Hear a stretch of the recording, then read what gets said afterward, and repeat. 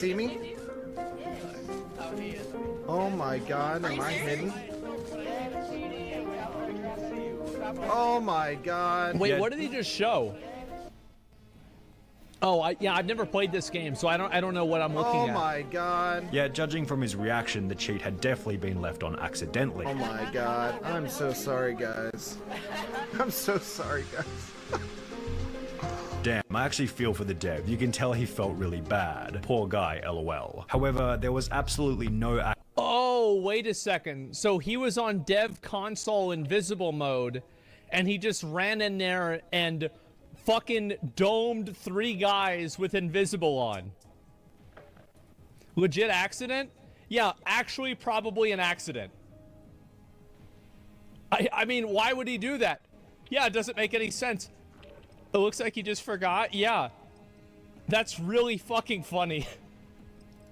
accidents coming from FaZe Jarvis, who was given a lifetime ban on Fortnite after cheating publicly. On the 4th of November 2019, FaZe Jarvis would upload a video titled "Fortnite Gave Me Aimbot," in which he'd explained that he was given hacks by an unknown person in random duos. Something crazy actually happened. I got in a random duos game, and he was telling me like he can get aimbot and everything. And then he was going to test the hacks for his video. You've got to keep in mind, like, obviously this kid's is like, I think Jarvis was like 15 years old or something like that. So you can't really expect him to be smart. Like, for example, like anybody, like if you're older, you would know that like 19, I thought. Yeah, he was is he 19 now? Or was he 19 then? If he was 19 then, he was 19. Okay, then he's an idiot. Okay, yeah, never mind. Yeah, he's a fucking idiot. Because, like, the problem is that I don't really think it's that big of a deal to do this in a vacuum. But the problem is that whenever you play with aimbot and then you advertise it to everybody else, it's going to increase the amount of people that use aimbot. You see what I'm saying? So, like, even if you say, don't do this, you know, people still gamble. That's just what happens because you're advertising it. That's the way it goes. We built you a low latency gaming PC setup that you can win. Thanks to the power of this PNY GeForce RTX 4070 Ti Super graphics card and NVIDIA Reflex, we're able to not only game with super low latency, which is the response time it takes from the click of a button to that shot on screen, we're also able to view the statistics. Thanks to this special monitor, special mouse that's NVIDIA Reflex certified, we're able to plug into this special port in the back and get real-time statistics on the full system latency. If you're a first-person shooter, you definitely need a setup like this. Now, this works with over 180 games, including this new Black Myth Wukong, which may not be a first-person shooter, but really cool to see your system latency. And also because you're running this powerhouse of a PNY 4070 Ti Super, we're able to use DLSS 3 with frame generation on to use artificial intelligence to simulate frames in between frames. This provides a buttery smooth gaming setup and is super high end. And let me tell you something, PNY not only threw in this sick graphics card, but they threw in this Accelerate DDR5 RAM. And we have this beautiful 1 terabyte Gen 5 M.2 drive.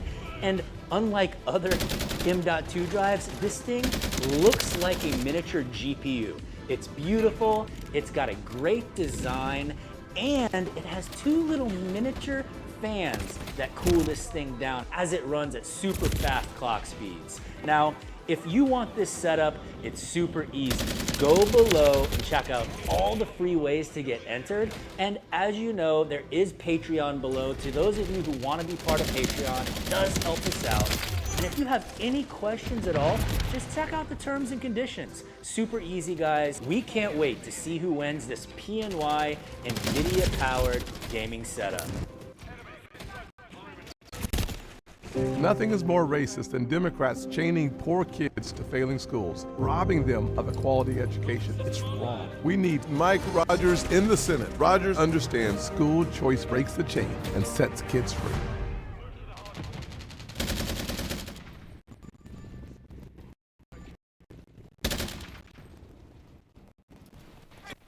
is what happens. Look, aimbot, FOV, aimbot. I don't know what half this stuff means, but it's actually about to get, we're about to pop off. Over the following 7 minutes, Jarvis lit up every single person in the lobby with his insane aimbot accuracy. Oh my gosh. And it's like, do you see what I'm saying about how, like, somebody who's, like, just a naive, dumb kid would probably do this and, like, not really think of the ramifications? You know what I mean? Like, yeah, they would just be like, do this, like, oh, yeah, this is... Because they're thinking in their mind, oh, I'm gonna make a cool video that nobody else has made, and people are gonna see what it's like to aimbot. And he doesn't really think about the ramifications of, like, how this is going to affect the audience, or how this is going to affect, like, the game as a whole, or how the developer's going to see it. Like, they're probably not going to care about that. Who the fuck cares? Well, the people that run Fortnite care. Because, like, they don't want to have somebody going around advertising their, advertising ways to cheat in their game. Bro, the one thing that is more toxic than anything else is people that are cheating in a game. Because whenever a game has a reputation of having cheaters, that means that every single time you get killed, you don't think, man, I just got outplayed by somebody who's really good.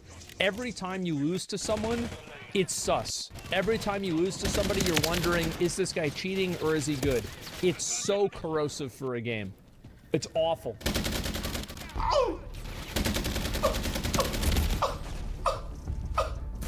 I'm sorry, what?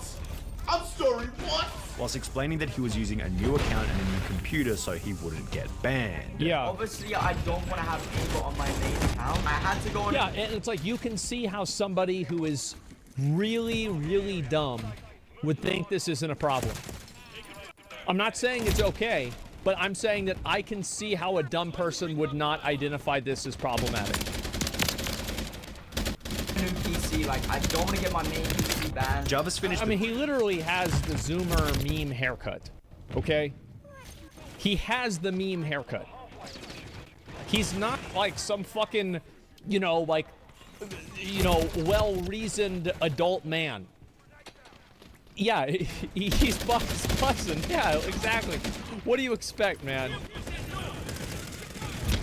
Video by once again reiterating that you shouldn't hack and that his dummy account was most certainly going to get banned. Never do aimbot, okay? Never do it. You're gonna get banned. I'm 100% gonna get banned on this account. Yet he probably didn't expect that Fortnite would watch his video and ban every single one of his accounts permanently. Yeah, and I think that, again, it was just like, he just didn't think that far ahead. In the days that followed, Jarvis would upload a new video titled "I've been banned from Fortnite, I'm sorry," in which he'd explained that he could no longer play the game. I've actually been permanently banned on Fortnite for life. Recently I posted some videos of me using aimbot. It didn't even cross my mind to think that I could be banned for life on Fortnite. Before stating that he was extremely sorry for his actions. You know, it's obvious that I made a massive mistake. And of course, I would never think about doing anything like this again. I know. I think that I think this is probably what I said. Like, if they unban him in like 3 years or something like that, it's like the guy was an idiot. He did something he shouldn't have done. Just unban him in a few years and just move on. Yeah, I mean, I think that's fine. Who cares? It is just a video game after all. Now how big of a mistake this was, and like, it's just, there's nothing I can... The video accompanied a tweet by Jarvis reading, "I'm going to take accountability for my actions, and I understand completely why this has happened. I just wish I had known how severe the consequences were at the time, and I would have never thought about doing it." Yeah, that's totally what it was. He just, like, you got to think of it from his perspective, right? He's got content brain, and he's thinking this is going to be a great YouTube video, and to be fair, he was right. But yeah, he just didn't think of the consequences. Yeah, sure. Makes sense. I love all of you who still support me. This is not the end. And while Jarvis did seem quite apologetic for his actions, Fortnite would make an example out of Jarvis by banning any new accounts that he tried to create. The interesting thing is, Jarvis's punishment was still less severe than Super Fast Jellyfish, who might have the craziest cheating story in this whole video. Super Fast Jellyfish was a Super Mario 64 speedrunner who wanted to join the exclusive 9-person list of Super Mario players who had completed the game whilst blindfolded. In the lead up to his blindfolded attempts, Superfast Jellyfish had been playing Super Mario 64 for 3.5 years, leading him to believe that he had enough experience to beat the game without eyesight, and apparently he was correct, as he'd successfully complete the blindfolded challenge after only 3 tries. However, his ability— That's crazy. Only 3 tries. Wow. to complete the challenge with such ease prompted a user by the name of Charlie Brown 64 to upload a video titled "Obvious Cheater Fakes Blindfolded Super Mario 64 Speedrun," in which he tears Superfast Jellyfish's run to absolute shreds. Only a true gamer such as this man will be able to somehow sidestep this Goomba, quickly make his way up the path, and then do this long jump to the next red, all completely blindfolded and without— That's what's so nuts, man. Is like, I could see him just like walking around really slowly, but he's not even trying to hide it. He's literally doing speedrun strats. Wow, he's supposed to be blindfolded. It's not even trying. absolutely Yeah, at least run off the edge a few times, man. no setup necessary. Not only does he somehow know exactly where the 1-up box is, but he also knows exactly what direction the 1-up will go in once it spawns. Something completely determined by RNG. Then, after chasing it on a moving platform for a completely arbitrary amount of time, he somehow knows exactly when and where to jump to the left. Watch now as he somehow knows exactly where he is on the spinning platform and knows exactly where the first hole is. Again, anyone who was actually blindfolded here would have probably just kept holding left and run off. However, this guy is able to make a completely random amount of adjustments to make it onto the pole. 19 days after Charlie Brown would upload his expose, Superfast Jellyfish uploaded a bizarre apology video in which he tried to claim that the run had Minus 27k. Look at the like-dislike ratio. Holy fuck. Negative 27,000 people. Oh my god. been faked deliberately. That speedrun was purposely faked. It was purposely faked. Yet nobody seemed to buy any of his lies, as Superfast Jellyfish's time in the spotlight ended with a dislike ratio of over 95%. I wonder why. Like, why would you ever want your, why would you intentionally make a fake speedrun? It's just so weird. Who would have guessed? Yeah, it's like the only one that I kind of, like, I don't feel bad for any of these guys. In a little, there's like a small bit of me that feels bad for Jarvis for getting like a lifetime ban just because he thought his video would be bussin'. And it was, but it was bussin' too hard for real. And Fortnite said, fucking, nah, it's too much. It's bussin' too hard. We're gonna have to shut this shit down. Yeah, and so like, yeah, it's what happens. I wouldn't care if this kid ever got unbanned before. I wouldn't. It's like, it's after 3 years, it's 4 years, something like that. But they had to make an example out of him, right? I mean, like, put yourself in their position. And like, also, like, Fortnite's this like massive fucking game, and you've got this kid with a dumb haircut that's just cheating in your game. They're like, yeah, of course you're gonna ban him. Like, what the fuck? Like, what do you have to do? Like, you have to compromise with this stupid guy? Like, it's like some 19-year-old that's posting hacks to your game? Like, no, get him the fuck out of here. So yeah, send him to gamer jail, exactly. And so yeah, FaZe is full of ego cons. Get rid of them. I don't know about that. I think there's some pretty cool people in FaZe, but this was definitely an L. But I mean, you could see why he's this upset, right? I mean, you're 19, your whole career up to this point has been Fortnite. You've been doing this for years. Your lifestyle is great. You're 19. You're probably making hundreds of thousands of dollars. I mean, fuck. Of course he's going to be sad and upset about it. But again, you know, it's the same as Logan Paul filming dead people in the forest. Think about it. Because, like, I can even see somebody doing this on stream. Like, I am more willing to forgive a mistake that happens if it's not on stream. Or sorry, if it's on stream. Because it's extemporaneous. You're just making a decision in the moment. You're like, oh, I'm going to do this.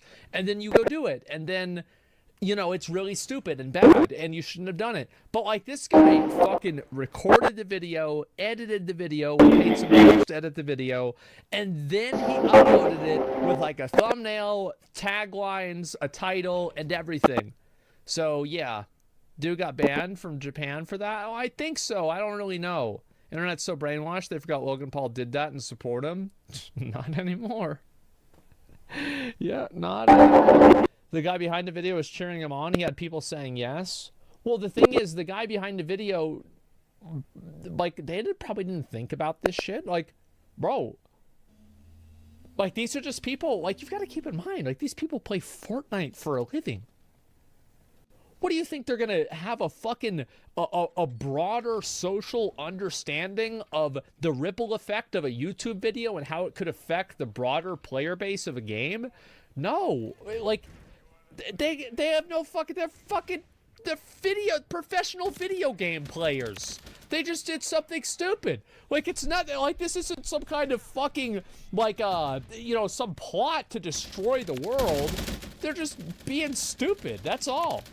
There's nothing else to it. That yeah, professional. Well, yeah, they're professional. I mean, they make money playing the game. They play the game. They get paid to play the game. They make money through playing the game. They're professional Fortnite players. That's the way it would work.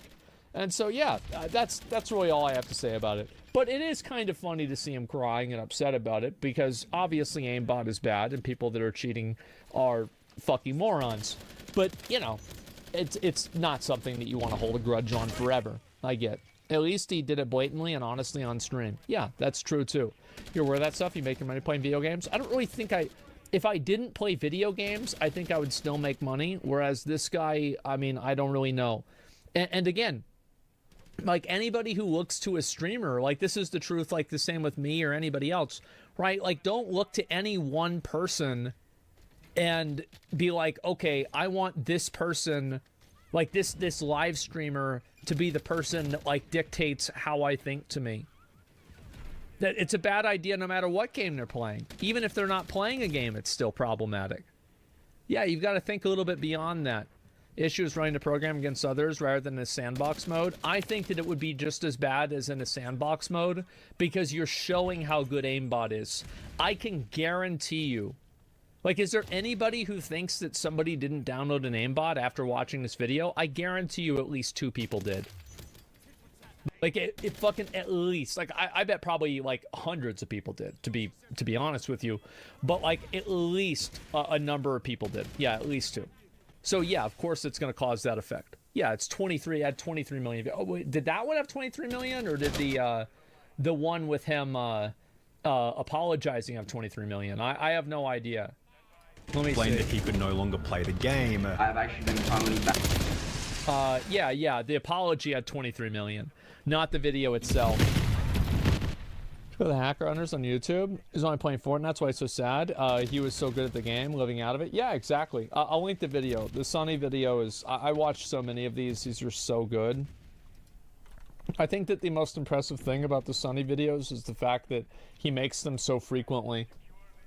A lot of these kinds of videos take a long time to do. This guy probably works his fucking ass off putting these videos together and editing them and like having good ideas that are compelling all the time. It's pretty fucking impressive, man. I would say so for sure. The sad thing is whenever good players cheat, well, yeah, because if you're a good player, you could always be better. I think that it's probably going to be more likely for a good player to cheat because good players have a reputation to uphold rather than a bad player who can just be shitty and it doesn't matter.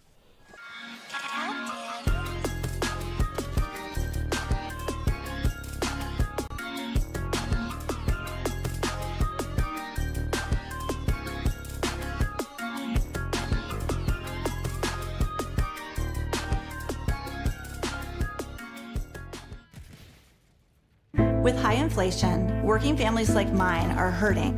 And while we struggle, Kamala Harris supported spending our tax dollars to give illegals sex changes. It's not just liberal, it's insane. Kamala can never be our president.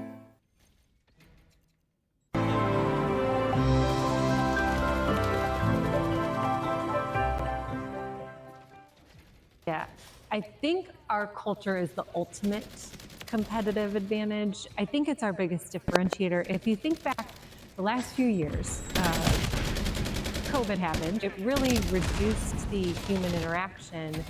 And I think we're rebounding out of that. We adjusted, we went with that, that was fine.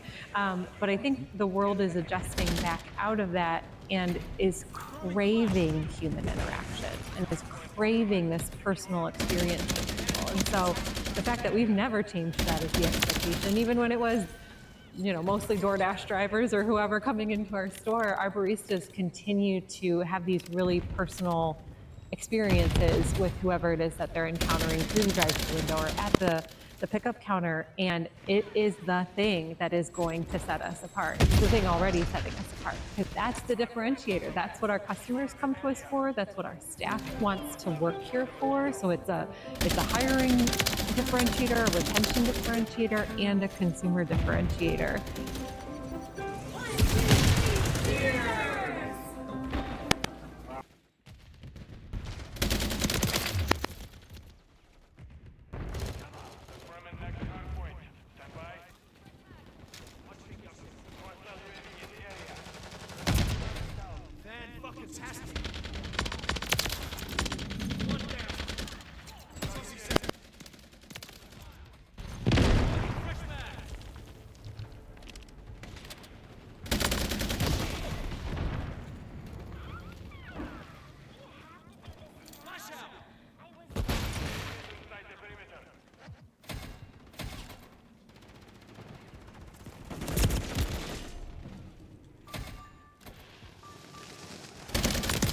What went wrong with gaming? They've been my main hobby for most of my life. I love video games. They've been my main hobby for most of my life, and now I make videos about video games, which is great. But recently I've been analysing new games and critiquing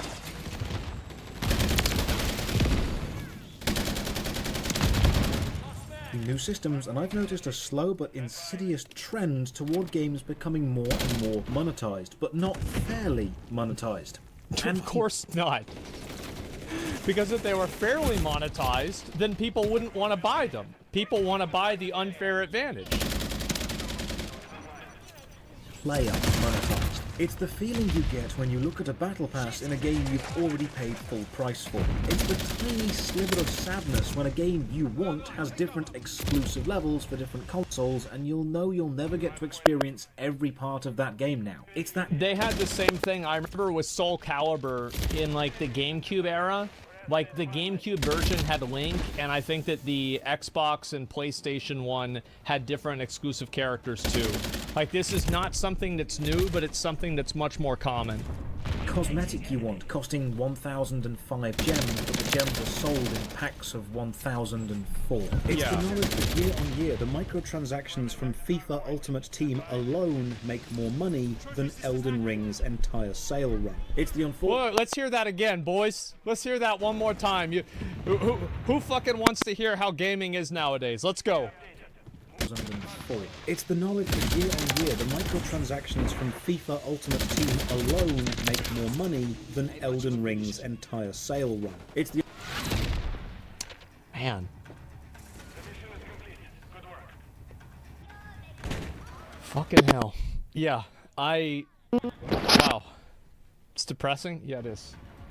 The unfortunate reality of gaming after the marketing executives took over. And it's hard to explain exactly how or when it changed, but explaining things is what I do. So let's go back to the start of gaming and work out when this whole mess started. And then I'll actually pinpoint the exact thing, the specific design... Is it gonna be the horse in Oblivion? I bet it's gonna be the horse in Oblivion, or something like that.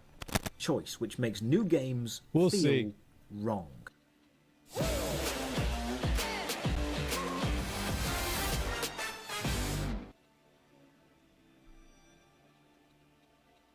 Wrong. Welcome, I'm Josh Hayes. Let's work out what the hell went wrong with the monetization of gaming. As usual, a massive thank you to all the supporters on Patreon, Twitch and YouTube who keep the channel alive. More information on how you can support at the end. For now, let's begin. Let's go back to the 1980s and early 1990s. The video game revolution was kicking. Let's begin. Let's go back. I had this game on my calculator, and I would have people pay me because we had to clear our calculators every, like, Tuesday for tests, and I had 2 calculators. And I would have to pay me every Wednesday to recopy Asteroids and Doom onto their TI-84. Every single time, man. Those were the good days.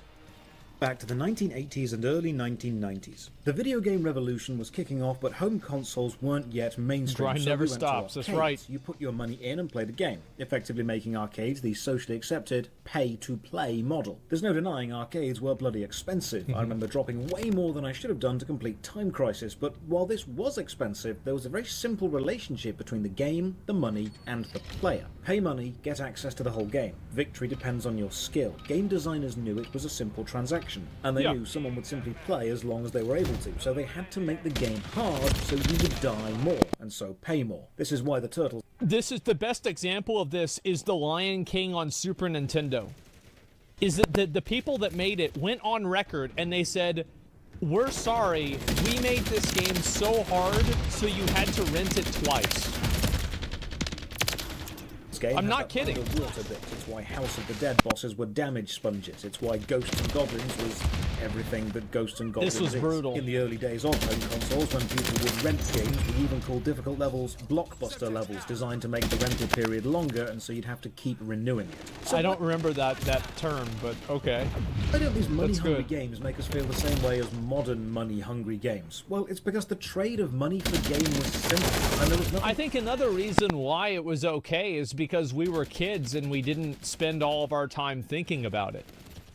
Like, for example, now we always think about, like, all of this stuff. It's, like, hyper-analyzed. And back then, we never thought about this shit at all. We were just like, oh, new game, buy game. That's it. There was no thinking whatsoever. It's unironically, ignorance is bliss.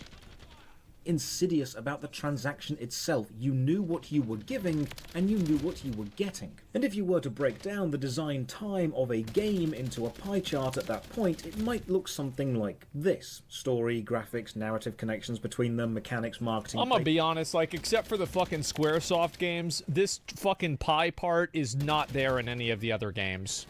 Like, there are so many of the games, it's like, you know, fucking, like, Duke Nukem. The president's been kidnapped. Are you a bad enough dude to rescue the president? Let's find out. There it is. All right, that's it. That's all there is to it. And maybe you hook up with a girl in like the third level, and that's it.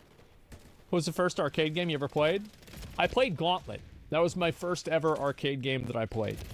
I played it at Chuck E. Cheese, and I was so young that I would shoot the food with other people that would play with my mom and I. And I could use the excuse that I was so young that I didn't know what I was doing. But I did.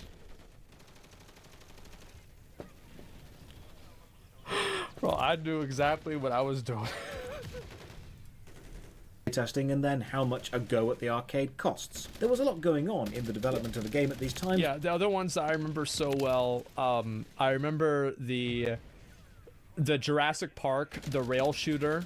I remember playing that for like an hour at Chuck E. Cheese. I remember, obviously, the Simpsons game, and then there was also the Teenage Mutant Ninja Turtles game. And I always liked Galaga, the one where you're like in the ship and you can like fly around. Metal Slug, yes! Yes, I remember I played that at Blazer Laser Tag. Oh, fuck, man. Yeah, I think those were the ones that I really liked. Those are the ones I went hard as fuck on.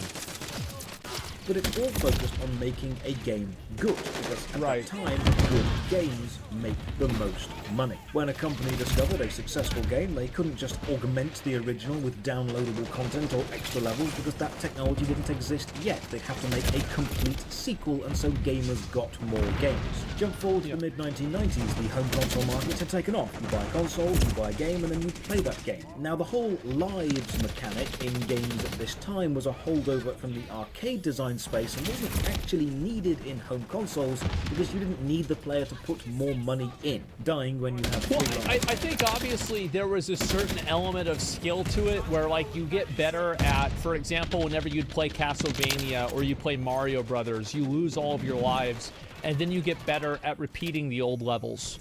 But yeah, definitely he's right. then restarting from your last save, or just dying and restarting from the save anyway with no arbitrary life limit was functionally the same thing, but design moves slowly. Away from the arcade model, you no longer paid per play, and you now paid per game, and you then played as much as you wanted. Games were expensive, of course, but when you bought a game, it was complete.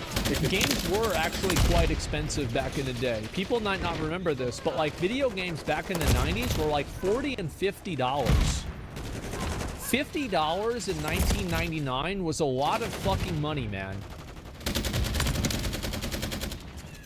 When I look at Kamala, I look at my aunt. When she speaks, she shows a lot of empathy. Kamala's strong. She's powerful. She means everything that she's saying. This November, I'm standing with Kamala.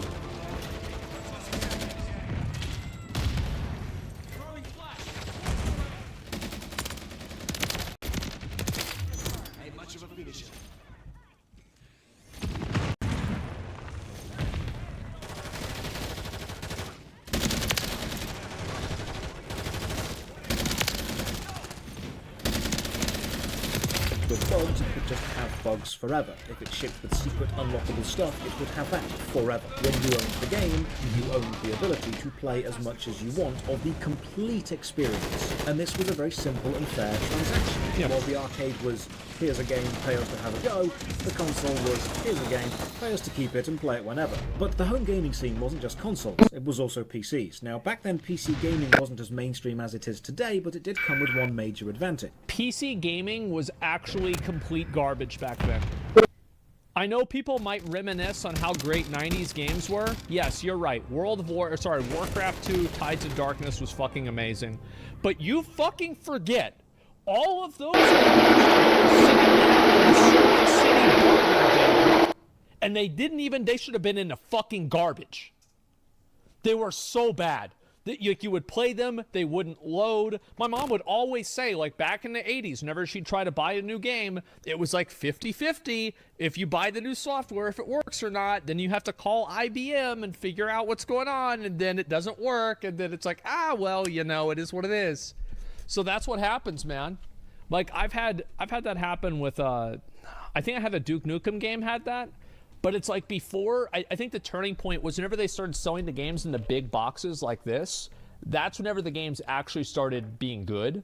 But whenever they would sell them in like these little fucking pieces of plastic the wrapper, giving out their mixtape at like some party or something downtown, like the mixtape wrapper ones were fucking garbage. They were so bad.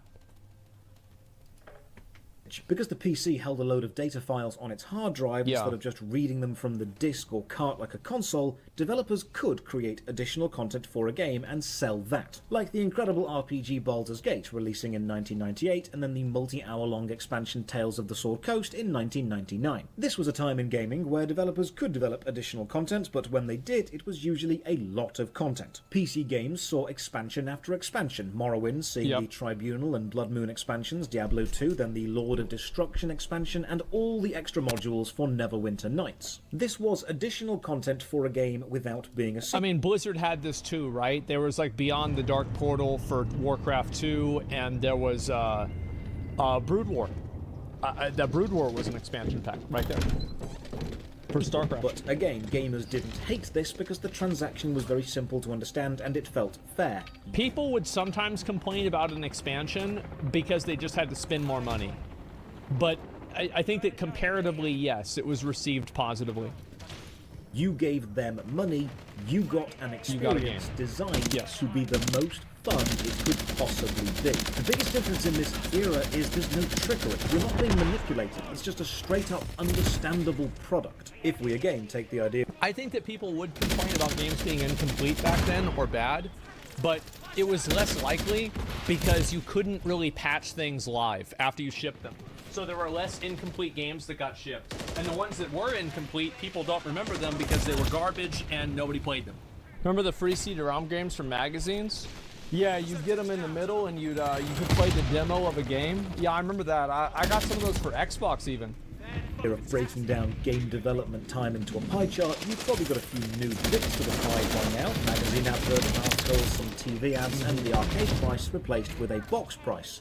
but it is still mostly make a good game and you will make good money. Then in 2004, online gaming really started to kick off with World of Warcraft being released, but Blizzard aren't the bad guys in this story, at least not yet. For now, we need to look to the east, to another popular online game from Korea called MapleStory. Now, oh my fucking god. I couldn't believe whenever people played this. Whenever I actually saw what this game looked like, I thought everybody was joking. I was like, no, you're not actually playing this though, right? I mean, like, this is all like a meme or something? Like, no, there's no way. But no, bro, like, people went hard on this. There's even a MapleStory 2 now. I can't believe it. And the small toy capsules gachapon had been popular for years. You put money into a gachapon machine and get a random toy of varying rarity. These systems appeal to people who like collecting things and people who like random chance or mystery. It's basically gambling on a rather inconsequential... It's gambling for children. Yeah, it just gets them into it so they understand it, they know how it works, and they're ready for whenever they get older. Yeah, like we had the same thing. How many of you guys had those little fucking things you put a quarter in or 2 quarters in and you turn it and then like something comes out? You're like, oh, I really hope I get the car sticker, and it comes out and it's a sticker of a banana again. Oh, fuck, man, Mom, can I have 50 cents? Yeah, I understand this all too well.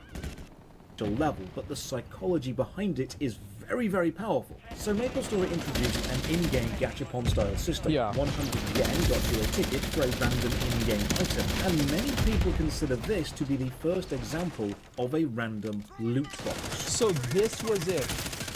This piece of shit weeb game from the 2000s ruined video gaming. It wasn't the horse armor. It was this. But more importantly, this was the first moment in mainstream video games where you could pay money and not know what you were getting. You were no longer paying for the game or... My statement on this and my stance on this has always been very clear. Everything that you buy in a video game, you should know exactly what you're buying. You should not buy a chance at something. You should not buy a roll at something. You should not buy something that buys a chance at something. You should spend money and get immediately exactly what you spent the money for. Established product, you were paying for the mystery, the ephemeral moment of what if between purchase. Yeah, I'm mad about the honing from yesterday. Yes, I am. It's fucking bullshit. And eventual prize. And this system made a lot of money because MapleStory was online and other people could see what you want. So it was no longer about having the game and enjoying the game. It was now about a sense of community and prestige when you have something somebody else doesn't. If you make that's the one thing that people love. People love to be the special boy. You know, oh yeah, I'm the special boy. I have the cool item. Absolutely. Game multiplayer, competition amongst players becomes a thing, and there are a subset of players who enjoy being seen as the person with the best stuff. And unlike real gachapon machines, which were either a physical distance to travel to, or had to buy them, or sometimes just sold out, virtual gachapon tickets were unlimited, entirely within the company's control, and could be bought constantly. MapleStory already had the in-game items made, so they were selling the excitement of chats, and they were tapping into the collector and completionist mentality of many hardcore games. So game developers began to see they didn't actually need to sell a gaming experience anymore. They could instead sell the small adrenaline spot of potential. This was a turning point, a moment in... So MapleStory ruined gaming. I think that's pretty fair. Yeah.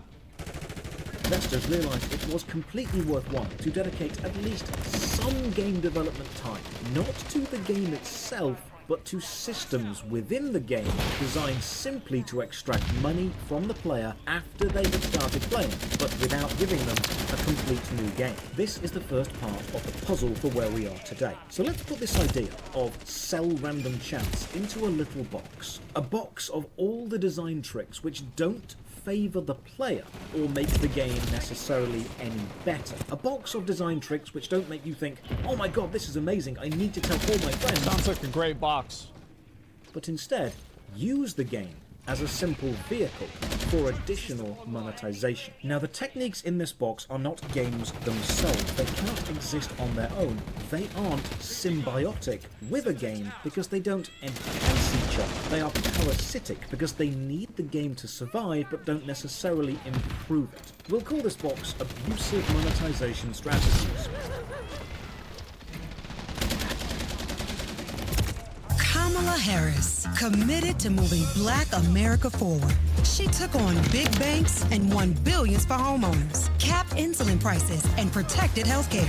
As president, she'll put affordable housing in reach and stop corporate price gouging. Donald Trump, committed to vengeance and in the pockets of the big corporations. Kamala Harris for the people. Trump for himself. Clear? Real clear. Vote Kamala Harris for president. Black Pack is responsible for the content of this ad. Yeah, it's about right. No, I think it's very true. Is that a lot of these systems are designed in a way that they do make the game worse. Or not utilizing these systems makes the game worse. That's like one of the worst things that pay for convenience in games has, is that it makes it to where it is financially lucrative for a developer to make a game inconvenient. Because now they can sell the shortcut. Or for a more catchy title, Pandora's Box of Bad Design. The main danger of this box is, if we were to take the pie chart of game development time now, knowing that this box exists and knowing the techniques inside it can make a decent amount of money, the finance people know they need to find space for the techniques within this box somewhere on the pie chart, which means something else must lose out. Jump forward 2 years to 2006. The Western gaming market... Just like I said. Yep. Here we go.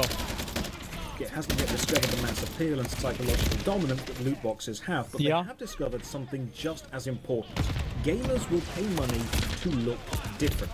And it all kicks off with this stupid horse. Now, oh god, there it is. You know it, I know it, everybody knows it. I've made a complete video on the history of this horse, but the short story is The Elder Scrolls Oblivion was a great game with some great DLC, Knights of the Nine and the Shivering Isles. I never had any of the DLC. But you should also pay a few dollars to give your horse armor. Now, it's important to understand this is completely cosmetic. It doesn't actually make your horse any better in combat or defending, but you can buy it. And people did. In fact, a lot of people bought it. And this highlighted another thing. Making a game takes a Well, everybody was very upset about this, and people would say like, oh, if you buy this, you're a loser, or you're stupid, or something like that, right? But yeah, I never bought this shit. Like, at this point, I have the strategy guide for Oblivion, but I don't have the fucking horse armor. I don't know how to download that. My mom was like, bro, she wouldn't even buy, like, she wouldn't put her credit card on the internet until, like, 2015. Like, I would have to go to fucking Target and buy those fucking prepaid WoW game cards for her because she would not want to have her card. Give that, you want me to give that to Blizzard? What the hell are they going to do with that? What are they going to do with that? What are they going to do with my card? Yeah, dude, she was not about that. But once the main game is made, the development time it would take to make a cosmetic for that game is relatively short, and that cosmetic can be sold for a small amount of money, but it can be sold many, many times. The cost is more... Well, it's very simple, right? So, like, if you make something and you sell it for $1, and you make Elden Ring and you sell it for $60, do you think that the thing that you made that you're selling for $1 is only 1/60th easier than making Elden Ring? No, it's probably 1/10,000th easier than making Elden Ring. So in terms of optimization and min-maxing, you're gonna min-max selling the thing that you make for $1 a billion times and selling the thing that you sell for $60 100 times or 1,000 times.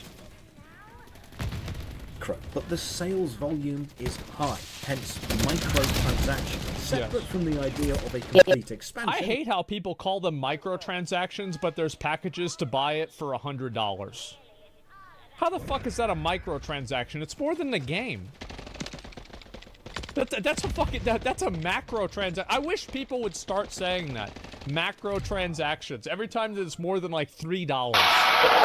Which would expand the game and make the game experience bigger, a microtransaction adds hardly anything to the original experience. It's almost inconsequential, but it's not free. So now developers know expansions are a bit risky, but microtransactions are very safe and very small. Even if they don't sell, it's not a great waste of developer time. So the focus shifted away from selling a main game with lots of expansions to selling the main game and then lots and lots and lots and lots of small additional things. The problem with this is now developers had a vested interest in keeping the coolest cosmetics or the most fun little things out of the base game, and that is something that I have complained about for, I don't know, fucking 10 years. Like, I poured salt on my head about this in 2012, and everybody said I was a loser. But now, 10 years later, they realize that I was right all along. Yeah, I fucking knew this shit was gonna happen. Because if you tell people that you can make money doing this, they're gonna start doing it. Of course. Game, and instead releasing them as additional microtransactions, which is something we'll see happen more and more. And this absolutely does not favor the player. No, it does because not. It leads to an experience where you as a player, even though you have bought the game, when you sit down to play it, you do not feel like you have access to the whole game, because you don't. Yeah, I was about to say, yeah, you don't have access to it. That's the reason why. It used to be you bought a game and got a game. Now it's you buy a game and you get the main framework, which you need to pay more to flesh out. So let's add sell small additions to your game as microtransactions to the box of abusive monetization strategies. Okay. And as the box grows, so does the space it would need to take up on the game development. It's getting bigger. Now we head into 2009 to the rise of Facebook, and one of the cornerstones. Oh, dude, like these Facebook games, like I remember there would be times where like, people would say that their grandma got addicted to like Farmville or something on Facebook, and she was spending more time on Farmville and the cat's dead. And it's been dead for like 2 weeks, and like she doesn't even know about it because she's been playing Farmville the whole time. Holy fuck. Yeah, people got addicted to this. Casual gaming. Yeah, the Mafia game too. Farmville was everywhere in the late 2000s, made by Zynga, and I these never guys played were this. masters, because Facebook was everywhere, everyone was on it, and even non-gamers were gaming. It sounds great, but they were enjoying it and then just moving on.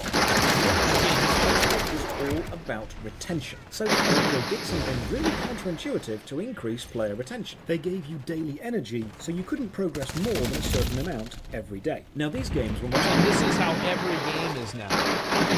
You have like these weird fucking throttling systems that make it to where you can't do any progress. Now they have this. The thing is, some of them are okay. I actually think that some of these throttling systems are fine, but most of them are not.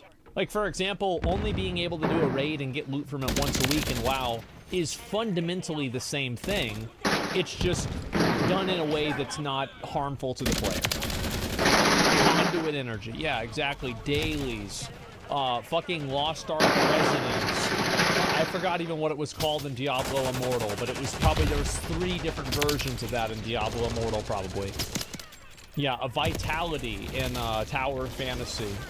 Played by people on phones and laptops, and people got bored pretty quickly. And one of the best ways to prevent boredom is to limit your time with something. Absence makes the heart grow fonder, as they say. So energy systems limiting what actions you could take, or timers limiting growing your crops or building things and you couldn't progress them quickly. Well, it's not just the energy systems, it's that the energy systems enable them to also monetize bypassing the energy systems. That's what that's I think the real reason why this got implemented. It's not because people would stop playing the game. It's basically them putting ankle weights on you and then telling you that for $5 they'll take them off for the week.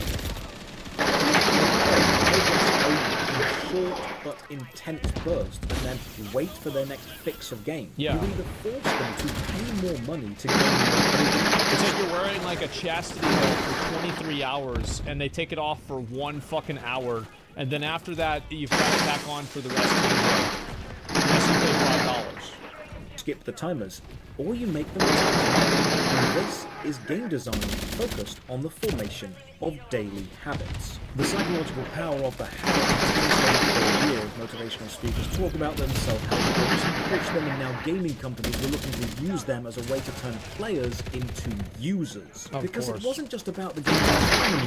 The focus wasn't on giving the player the best experience you could give. Well, I think it's very important whenever you look at the terminology. I mean, it's a terminology change. Like, players are no longer players, they are now users. I think that's huge. Them and letting the player enjoy it at their own pace. The focus was about the game being effective, encouraging a specific behavior response from the user. Encouraging the user to return day after day is habit forming. Someone who plays your game habitually is more likely to remain playing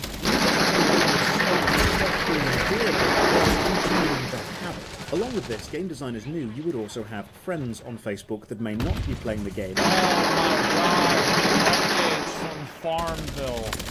Holy fuck, that was so annoying. Share your progress, share your progress. Oh, somebody gave you a gift. Log on to Farmville to claim it. Oh no. And they wanted those friends to play the game. There was like a hot girl on Facebook, and I saw I had a notification from her, and I was like, yes. And then it was Farmville.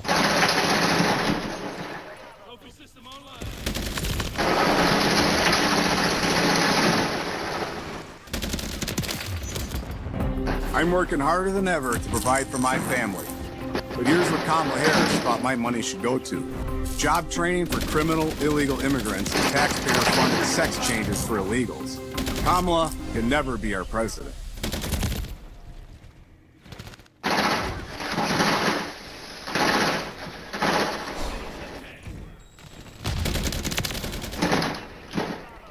Share this achievement with your friend to get bonuses and get bonuses. A huge amount of people began playing Facebook games not because they thought they would be the type of game they enjoy, but because they were doing their friend a favor by starting up. I love it. They were joining their mafia. And just like Maple Story's gacha being viewed by the players in the game, you could share the progress of your farm. You could show off how far along you were, which recruit your nephew and your grandma to work on your farm and fucking work for free on your video game farm on Facebook. It's just like, whenever you break it down, it's so stupid, but it worked and people did it. Spurred competition. So we can add limited progression and encouraging you to start the game to give yourself advantages or the ability to share your progression with the community, which is why achievements on almost all consoles and PCs are popularly used abusive monetization strategies. And while habitually playing something isn't generating money in itself, it doesn't keep the audience around longer so they can be exposed to other, more successful strategies. Now, well, it's more like, let's say every single time that somebody opens the game, there's a 10% chance that they're going to buy something. Well, then all you need to do is get them to open the game 10 times. So there you go. Now this is the goal. You gotta get them to open the game 10 times. It's that easy. Will point out that paying to advance more or paying to skip timers is in some ways similar to the old arcade process of dying and then putting more coins in to continue. Yeah. And it is similar, but there is a crucial difference. With an arcade game, you could, in theory, finish the game entirely on skill. Yeah. These timers and energy bars in games such as Farmville cannot ever be finished on skill alone, because you will hit a wall. Yeah, there were no, as far as I know, there were no Farmville esports competitions.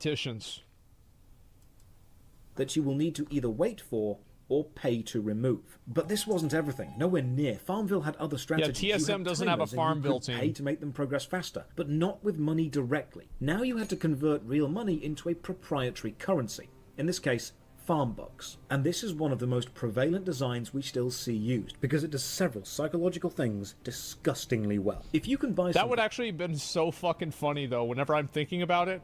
Like, imagine if one of the big esports orgs just brought in, like, a bunch of the players' moms, and they had, like, a competitive Farmville team, and it was actually just, like, 7 of the, you know, like their Counter-Strike players, like their moms, just talking about the game. That would have been fucking hilarious. I would watch that, yeah. Game, you can see the cost in a currency that you understand. But if the game displays items in their own proprietary currency, such as gems or coins or platinum or farm bucks or whatever they want to call it, you have to make one mental step converting the currency from what you understand to what you don't understand. Yep. So all these things are now one mental step away from having real value, and that is hugely important, because even once... And that's why all these games have like 2 or 3 different currencies, where you buy the you use your real money, and then you buy the in-game premium currency, and then you use the premium currency to buy the shop currency. It's like Lost Ark, you buy royal crystals and turn them into blue crystals, and then you spend blue crystals on items in the shop. Step is further than most people are willing to go. So it's like, how much money are you really spending with, you know, like $400 or, you know, $100 of Lost Ark money? It's kind of hard to say, because you've got to go through royal crystals, blue crystals, and gold. So let's add that into the box. Proprietary in-game premium currency to obscure real-world value by a single step. I also think that every single game, this shouldn't let you do this. I think that if you're going to have microtransactions in a game, I think that there is no consumer advantage that pricing in the store exists in crystals or... Oh, fuck. Is it messed up?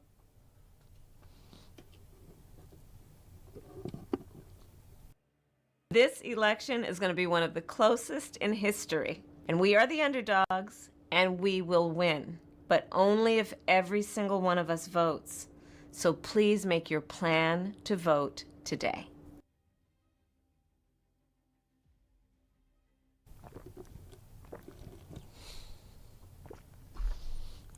Are we good? Testing 1, 2, 3. Is we big good? Oh, yeah, there it is. So, like, I do think that it should be just against the rules. Because, like, at a certain point, I think that what is really the government and regulatory agency's job? It is to protect individuals and consumers from predatory and unfair practices that companies have. And I feel like there is literally no advantage that having these different intermediary currencies provides to the player.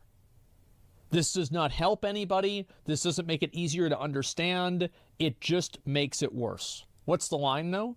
What do you mean, where's the line? The line's simple. If you have something in the store, it's supposed to be in USD or whatever the currency of the... we're going to move this a little bit. Let me move this so now you guys can see how big the box is getting. There we go. Yeah, you just have everything in USD. Or you know, euros or whatever that currency is. Yeah, it should be in local currency only, and that's it. Bonus points if it makes you convert the currency to multiple other in-game currencies, which is... And you have to think about, why is it like this? Fundamentally, the reason why it's like this is because it is designed in a way to deceive you.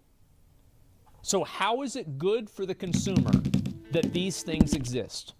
Well, I'll tell you, it's not. It's completely impossible to track in your own mind. So you need to buy the currency. And this is the next trick. The currency is usually sold in packs, and these packs are specifically sized to either be just under what you actually need or very, very close to the next best thing, making you consider the next pack up. They're not actually, well, they're not even either, which makes it even more difficult to, like, let's say you get 100 keys for $100. Well, each key is $1. But they don't do that. They have all these, like, weird, like, you know, odd numbers. For example, if you need 100 gems to buy something in the game and gem packs are sold in packs of 90 or 205, you may as well buy the 205 pack. But then... Yeah, it's like at this point, right? I mean, at this point you're losing money if you don't buy 505 gems. Yeah, you're just losing money. You're stupid. And there's a really good item in the game for 210. And you're only 5 gems short, but the next pack contains 500.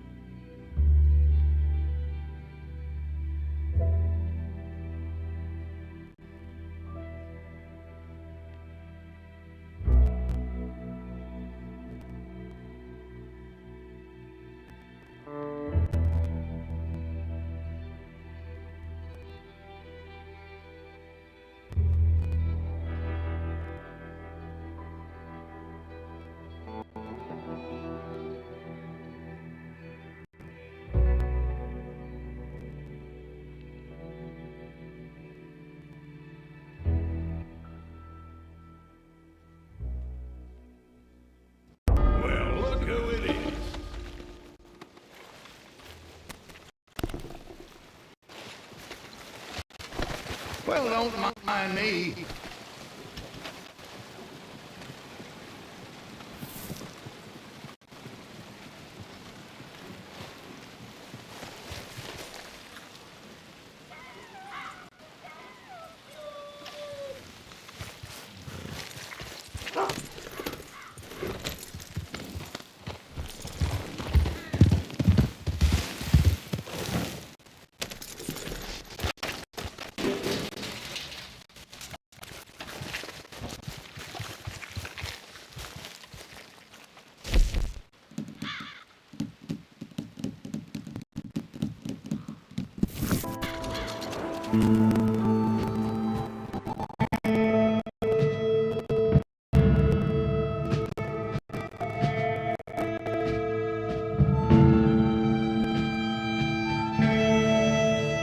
Every time a man says that an ex-girlfriend or a woman that he's dated in the past is crazy, I've always been like, well, what did you do? You're a victim.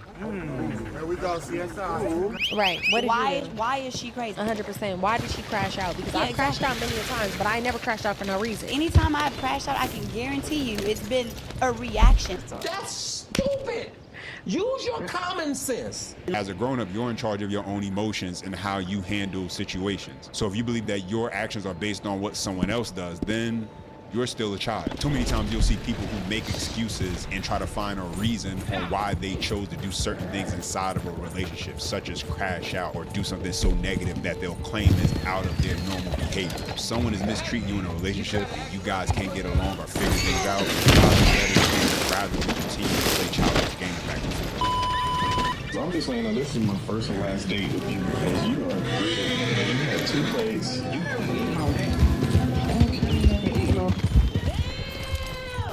That's messed up. This supposed to be our first date, and this is how you do? This is the real me. Well, can I have to fake you? I've never been on a first date like this in my life. Hide the money, y'all. There's poor people around. I just had to go to the bathroom for a quick second. All my food was going. Apparently, you don't need food at all. You smashed this. You raised the floor all over.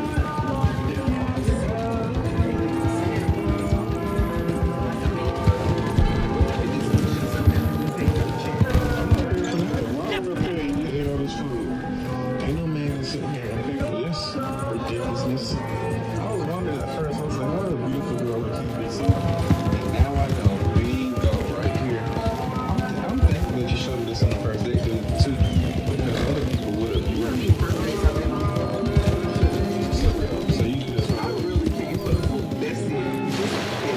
I'm not drama anymore. You can catch me. No, I'm not having nothing.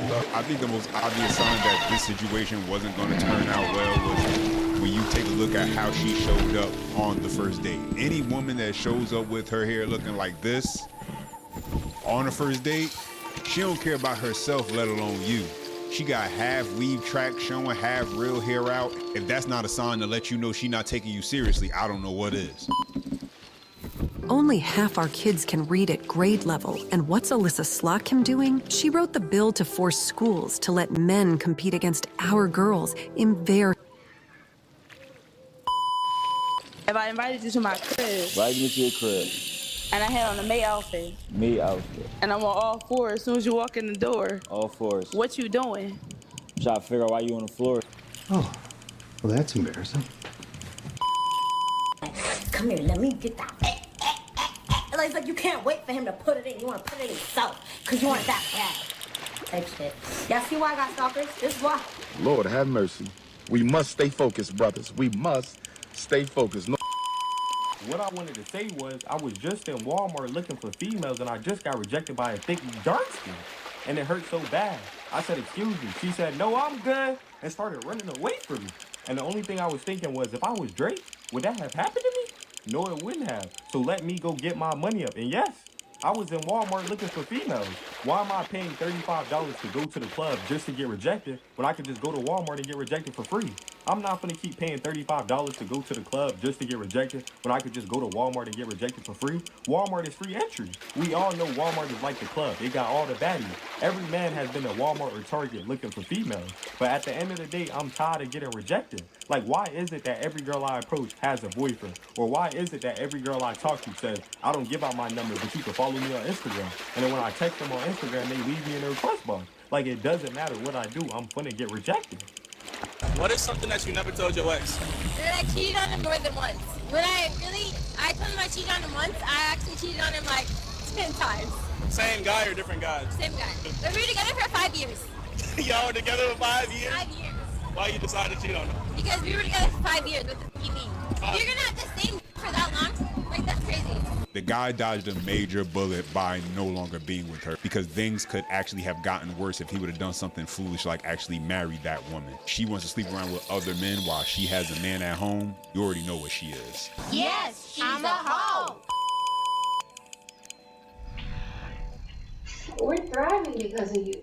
Like, I'm able to get a new phone because of you. I'm able to go get my eyes tested and get new glasses tomorrow because of you.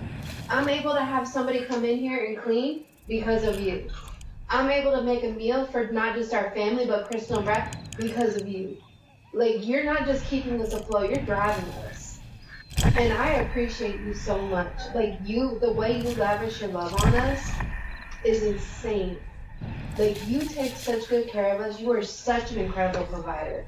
And I don't just mean financially. Like, you're an incredible provider for our family. Like, I had expectations of what you were going to be like, and you have far surpassed it. Like, I am overwhelmed with what a great provider you are for our family. I am so blessed, and I'm so grateful that you're my husband. I just want you to know that. Okay? One of the most basic things that a lot of men look for it just to know that they're being valued is simply to tell them you appreciate them. Fancy gifts and things like that are great and celebrations are always nice, but for a lot of men, simply a woman verbalizing her appreciation and the fact that she recognizes everything that man does and his efforts, that can go a long way, because there are a lot of men who feel like they do everything they're supposed to do and more, and they don't get any type of appreciation or recognition for it. It's almost overlooked because it's seen as something that's supposed to be kind of just standard equipped in every vehicle kind of thing, that you're not grateful still that you have it. And unfortunately, a lot of times, like with many things in life, it doesn't get appreciated until it's actually gone and no longer there. So if you are a man and you are in a situation where your woman, she appreciates you, she lets you know she appreciates you, hold on to it, fight for it, because that's not something that you normally see today. And for some women out there, recognize and understand that you can speak power into your man through your words and letting him know you see him and you recognize all he is doing. That's the type of acknowledgement that will drive a man to sacrifice any and everything possible. I'm gonna be honest. And the type of person I am, I have big mama energy, and I'm a big dominant. That's why nobody like your ass. One of the disturbing, very disturbing, and blatant abuses of government in Project 2025 is the idea that they want to track women's pregnancies, they want to track where they're going, they want to track everything. What could be more repulsive than the government watching my daughter and granddaughter and trying to control their bodies and what they're doing with their lives?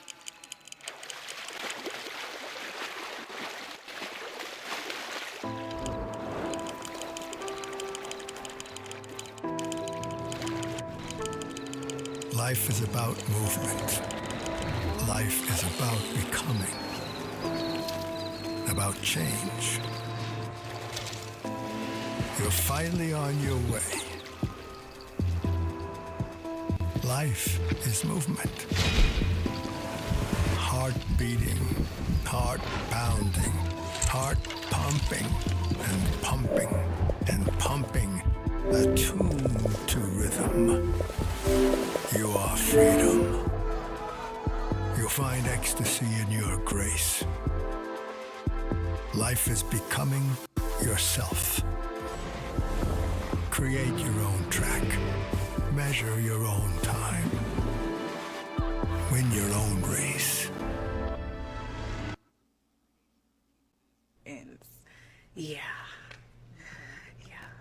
I wish I understood what that meant. So basically, it's like I'm a person that like power, and I carry along like alpha men energy. I'm an alpha female that's also in tune with my divine feminine and masculine energy. So bullshit. I'm somehow more confused. Yeah, that sounds like a crock of shit. That's the word I'm looking for. That's what it sounds like. She's looking for a nice way to dress it up, but yeah, no go. What she's really trying to say is, I have an on and off switch when it comes to my femininity. And it's on when I want you to take me out on dates, treat me nicely, buy me things that I want, pay my bills. Oh, the femininity is on 10. But when it comes to her doing her own thing and not having the approval of the man she's with, oh, it's gonna come with some arguments. It's gonna come with combativeness. It's gonna come with her believing that she has a right to do what she wants, how she wants, and she doesn't need her man telling her what to do. If a woman doesn't recognize that with a man's protection comes some level of authority that man must hold, then that's probably not a woman a man should even waste his time dealing with. That's hot to a girl. Look at this shit. What? I'll stand behind it, bro. What the is wrong with society, dude? This is literally a multi-millionaire probably by now. All because saying spit on that thing. What the is what? She's at a gaming convention and she actually has a lot of people screaming, you. Alright, bro, yeah.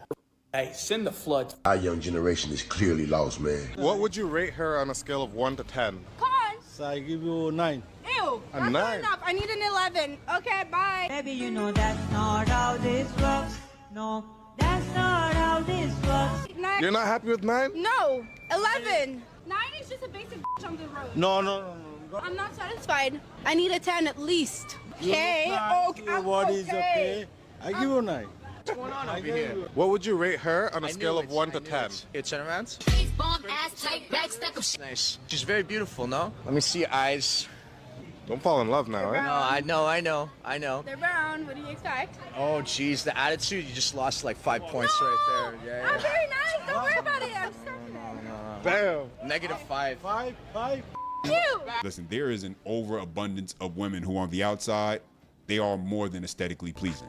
But on the inside, they're dirt ugly. And the more they talk, the less attractive they become. Because remember, beauty eventually fades, but ugly lasts forever. I can't chase women down, not because I'm better than them or have an ego. It's for my own mental health. We're in a new age, right, where women have hyperabundance, meaning that they don't see guys as like, we're like 4th. I think for Zoomer women, we're like 7th most important. And for women past the wall, we're like 4th most important priority. Right? We're not as important as we think we are to women, right?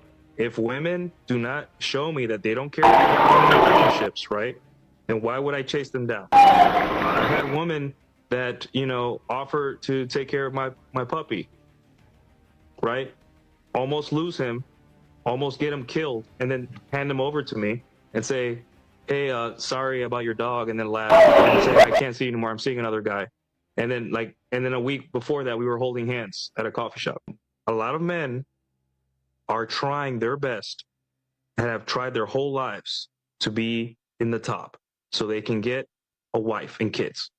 And guess what? Women still are not asking for relationships. I can promise you, you can't see this, and I don't blame you because you don't date women, right?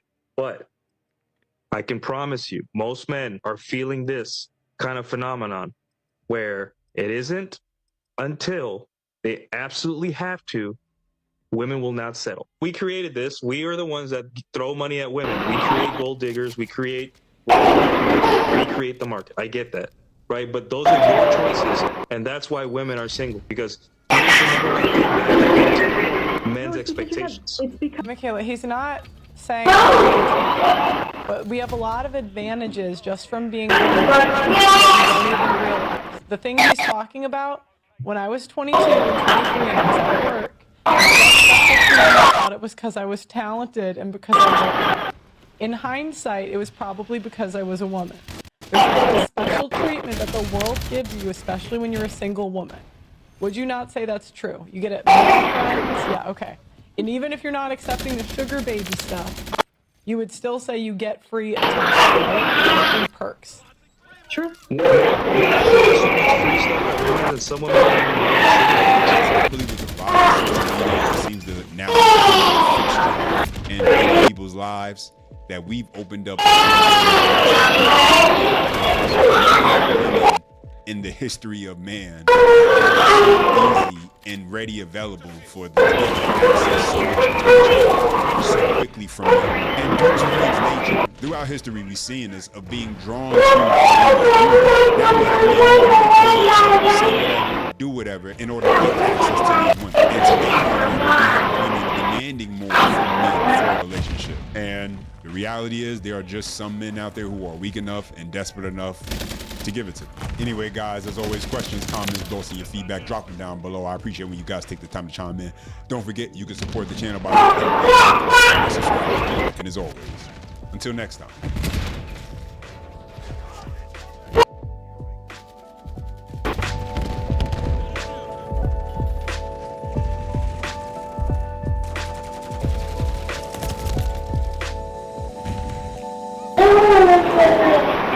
I think people will vote if they knew how it affected their lives.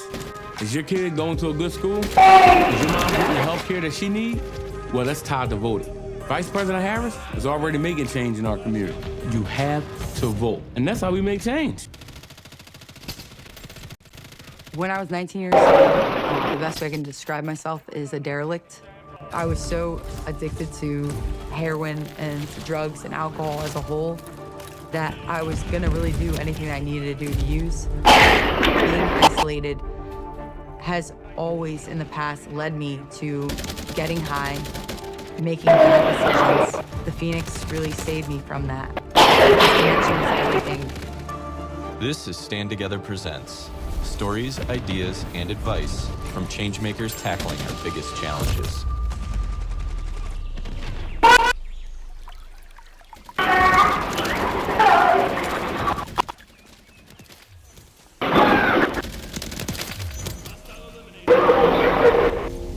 When I was 12 years old, I had a lot of pain that I was talking about. I felt so alone. That it really brought me to my knees. At one point, honestly, didn't want to be here. I wish more than anything, when I was 19, I could have asked for the help that I needed. But there was no possibility in my mind that drugs and alcohol wouldn't continue to fix me. One of the hardest things for anybody that tries to get clean and sober, if you don't have something to actually lean on, people, a support system, somebody that knows where you're coming from, it's really hard to want it. And I feel like without the Phoenix community, I would never be where I am today.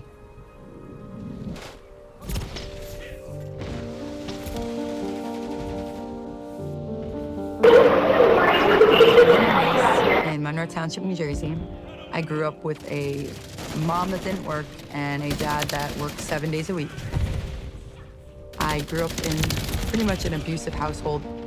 I was being abused by my brother from an early age.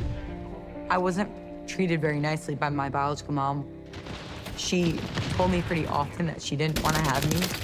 So I always felt like I was such a nuisance.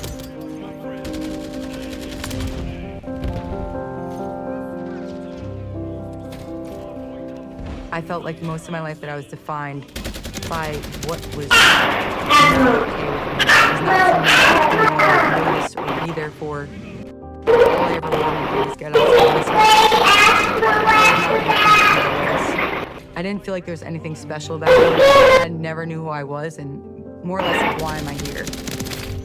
When I first started drinking, immediately after my first sip, I felt a peace about it. I wasn't taking the abuse by my brother or the things that would happen at home. I was able, while drinking, to let everything go and just not feel it. But then I came into high school, and very shortly after I was drinking, I was smoking, using pills. And somewhere along the line, there was this girl that got me into heroin. And Heroin for me was the beginning of the end. There was this pain inside myself that I felt like it numbed it. But the more I continued to use, the lower I got in so many different ways. I was arrested a total of 5 times. I had a lot.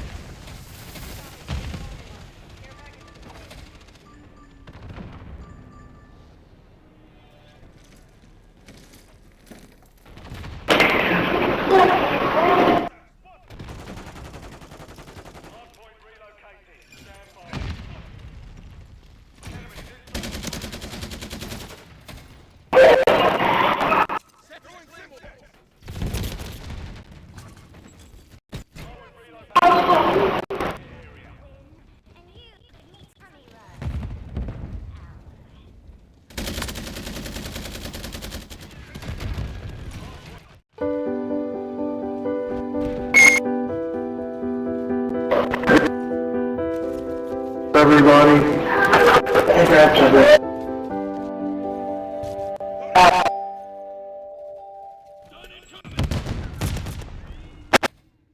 Yo, what is going on, guys? Got a video here today from Alpha Central. Let's get right into it. What's up? Welcome to Alpha Central. I'm your host, Jack, and today we found the best moments when women get rejected. Let's jump right in, right after you subscribe, of course.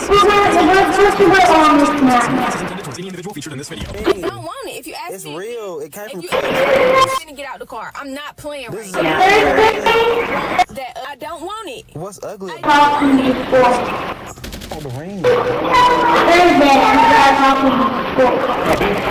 Yes. I sent you the link. What else? I don't want that. I don't. Just because it ain't 6, 7 carats, I mean. I don't care. I told you. This is a real ring. No, it's not true because you're getting all. A union to a way women will show up who has the biggest rock on their finger for the rest of their lives. Yeah. Entirely. I mean, what are these nails? This woman's sitting here saying she has so many it's very evident that the woman actually doesn't love you. She doesn't care about you. She cares more about the status of the relationship and what you can do for her. If you have a woman like this, and she behaves like this, just complete waste of time. Let's continue. Why is it that boyfriends aren't allowed to like women's pictures, but girlfriends allowed to post bikini pictures?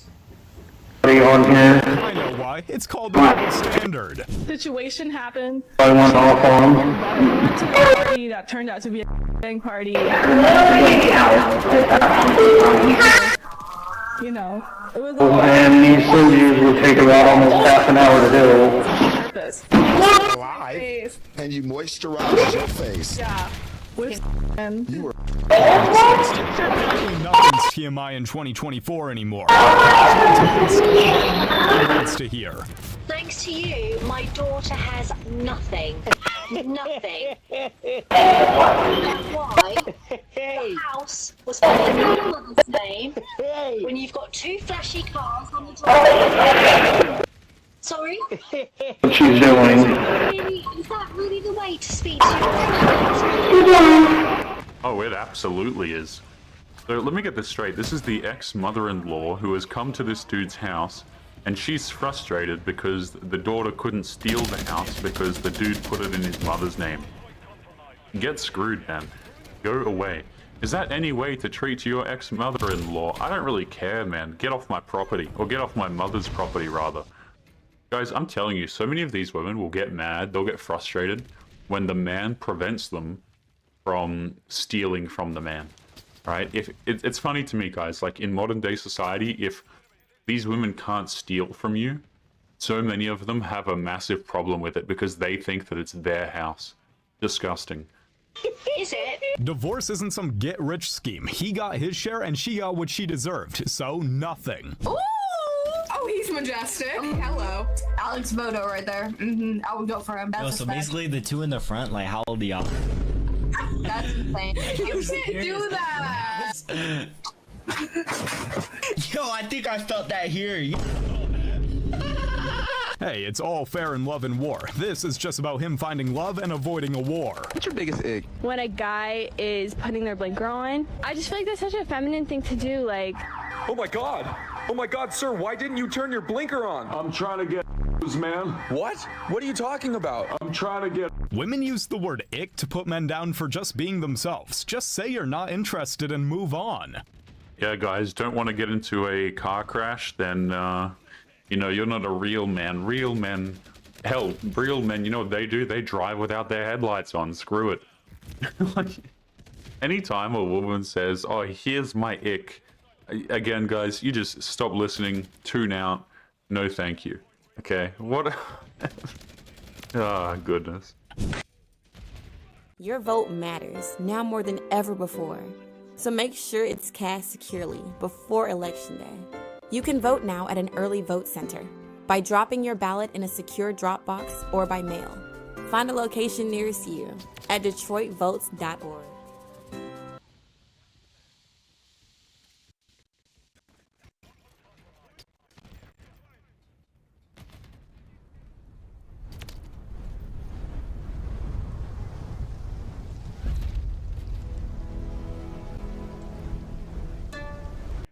Welcome to Agasba, a land where the echoes of your ancestors still linger.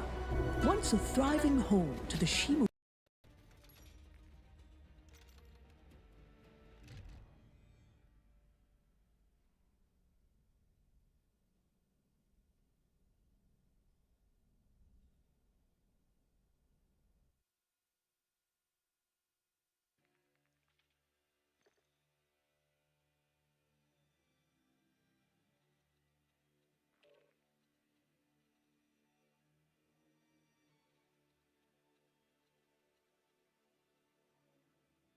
You guys, I finally found a reason why us girls don't have pockets big enough to fit a wallet. It's because a man is supposed to. I beg your pardon? By that logic... Help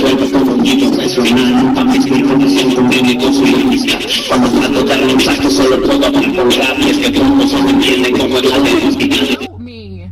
Tried to tell him that he's cute. A freaking thanks, red heart. Thanks. Hey, whatever happened to I love you? Whatever happened to no, you are? Thanks. I mean, these women will make an issue out of absolutely anything, man. Like, what is this?